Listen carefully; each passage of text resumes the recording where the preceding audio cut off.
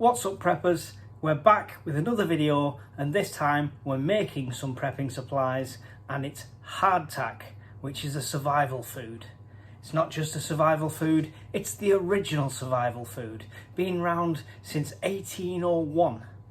3 ingredients, not much flavour, not all that much nutrition, but when it comes to survival, it'll put something in your belly. Let's make some hardtack. This couldn't be any easier. Sorry about the weird camera angles. My camera lady is not in today. So first, plain flour. Make sure, not self-raising, plain flour. You can just chuck this in. Generally I like to sieve stuff in just to get rid of all the lumps and stuff like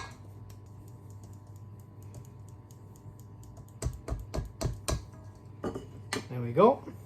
And now 9 grams of salt, just regular table salt. I'm sure you could use other salts, but we're using regular table salt. Just give the dry ingredients a quick mix round.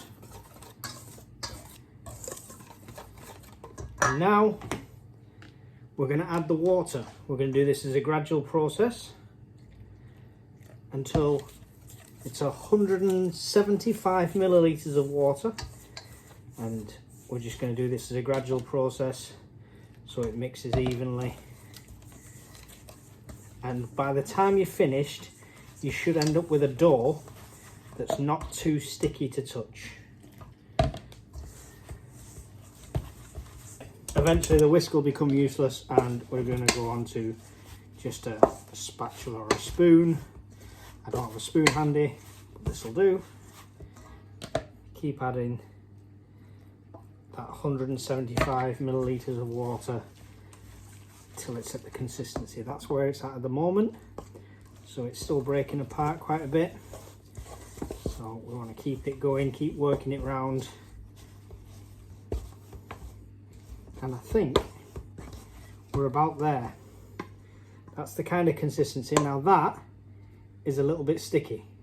So all I'm going to do is take a bit of my plain flour, just sprinkle that on, just work it in till it's a dry dough mixture. Now we can pick that up. See, it's not claggy to touch or anything like that. That's what we want. Put it out there, and we're just going to roll it flat now.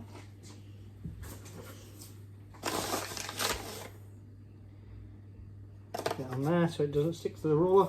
And very inventive, no roller, we're using a bit of tin foil.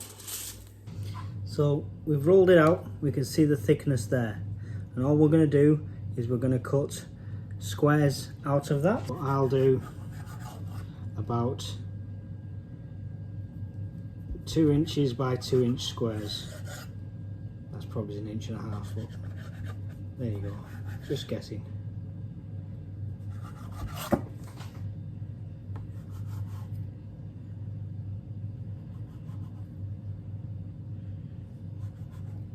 And we're just going to put like a dice, just like 6 holes. You can make this as neat or as sloppy as you want.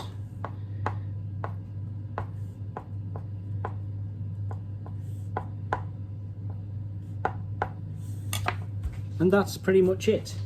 Now these will go in the preheated oven for 30 minutes. Once they've baked for 30 minutes, you're going to turn them over and bake them for another 30 minutes. That's an hour of cooking time. Sounds crazy, I know, but trust me on this. Now, you may think I'm crazy, but I'm doing mine in the air fryer, but it's a Ninja and it's going on bake like the oven, just because it's nice and convenient for me. Remember, whatever you're cooking it in, adjust the times and temperatures accordingly. But the 185 for 30 minutes on each side is for a standard fan assisted oven.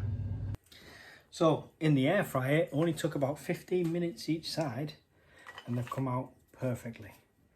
That's the colour, consistency. Yes, it's brick hard. They are the small squares that we cut. Okay, but you can make them thinner. It's entirely up to you. You don't have to do squares. You can do whatever you want. Okay, nice little tortilla chip. I'll show you on one of these. So that.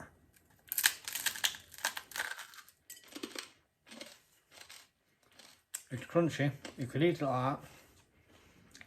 It's like salted bread.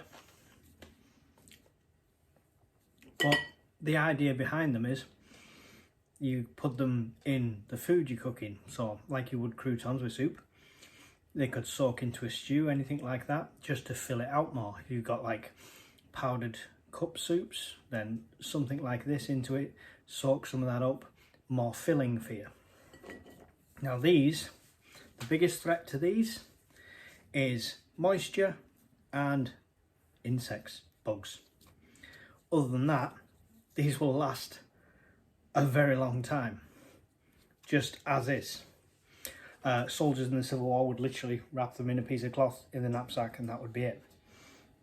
You put them into a container with a sealed lid and they're going to last a very long time. Seal them in a Mylar bag like I'm going to do with an oxygen absorber, and they'll last longer than you will. And if you think I'm kidding, I'm going to link a video below. The video is by Steve1989 MRE Info. In the video, he eats a piece of hardtack from 1863. Now bear in mind, they didn't have vacuum sealing then, things like that. So just bear that in mind. I will link that video, you can have a look at that. Tasted like mothballs. I wouldn't recommend holding on to it for 100 and odd years, but nevertheless, these are going to keep. No risk of mould, no risk of anything like that. It's going to be a great one that I'm going to stockpile just so when I do make something after SHTF, I know that one of these will just fill you out a bit more, make you feel a bit more full, carbs for the energy. Hope that helps, hope it was interesting, and I will see you all in the next video. Bye.